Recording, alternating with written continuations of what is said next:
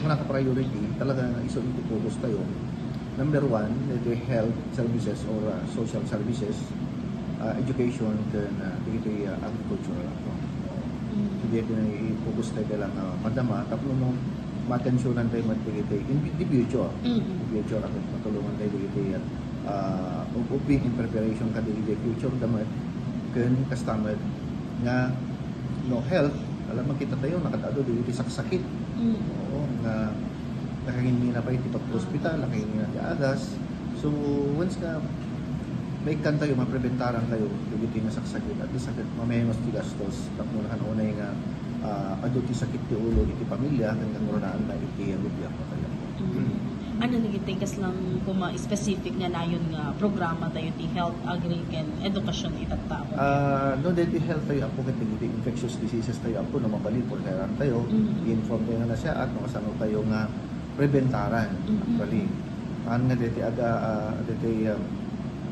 dito nadarukadog tayo unay or very curious tayo unay no dagduma slaawan baliwalain tayo ngayon no ma-educatean ako dito tao nga mag-preventar ka dito makita tayo nga saksakit amok na ma-minimize tayo di problema tinay sa pamilya kami nagrigat ng budgetan di hospitalization dali medication so kahit ako na very aware dito tao na labi dito saksakit nga kasila umagtin iti pamilyada. Kastamit edukasyon, may isang problema tayo po. Dito kaawan iti usarin na iti pamilya nga magpabasa ti anak ka. So dito may isang dadalim nino kasano. Ngayon, ada dito SEP, dito Special Education Fund. Ngayon, ada kami dito limitations na. So, padasan tayo nga i-appeal ka dito i-hire up. So, mabalin tayo nga mag-ramidan for scholarship dito ng programa. Kaya dito needs iti ulit di eskwela. Tapos no hamad ako. Dito may medyo napindas mo iti panagbasa dito anak tayo. At madlawan tayo dito sobra unay nga pudo. Iti panawan. At dito classrooms nga awan iti equipment, facilities. Kasi. So, pampanood din tayo na po. At ako madakil na pundo. Kaya ito yung ipot-apan di solar in every classroom o may mesa in every school na mag-generate the aircon in every classrooms. Tapos nung napindas mo at panagdengag mo, panagbasa, panagditi classrooms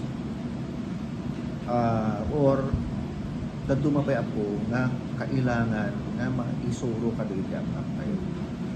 Madlawan tayo na po, di ba may isang problema tayo disiplina iti so nga itat tayo during flag raising ibagbaga ko na masabol ko mga iti values formation not only the pupil students but also kada kami ni empleyado number one talaga yung empleyado ko na so kaya't ko nga the schedule tayo iti values formation twice a month every Friday ibagbaga ito nga kasaritak iti hindi mabalin ng speakers, mga alapay hindi religion, mabalimpay, gan mga alapay magkaligiti manalalakay naman.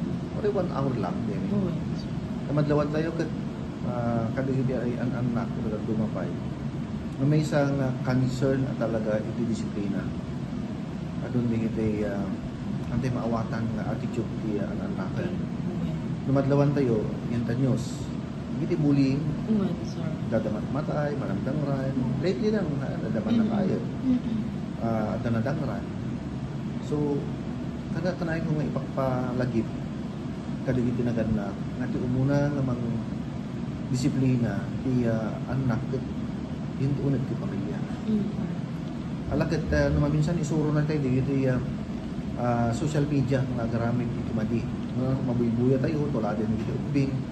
Nang nagkaroon na digiti very open nga minan ako digiti makita tayo pa iti porno iti cellphone hindi anak tayo nakaigam so dami may isa nga nakaiba kanya sa bagay hanga dito nga at the age of 9 nagbuybuy at porno nagmandi nga panonood hindi anak mo sa balik program masuliso makaramid to ti dates in the end the future na uwanan So, di dyan tumabalin ako, educate tayo, di kita tao, pigiti ang anak tayo.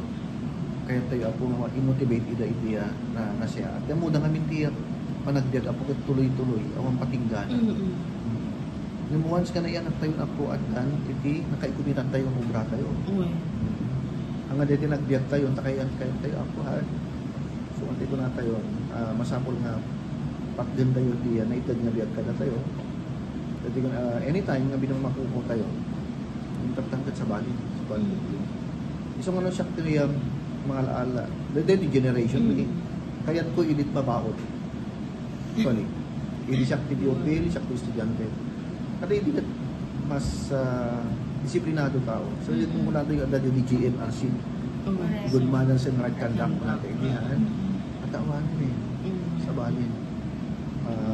Dito may isang concept tayo. Ore pa yun kolektiv pamilyar.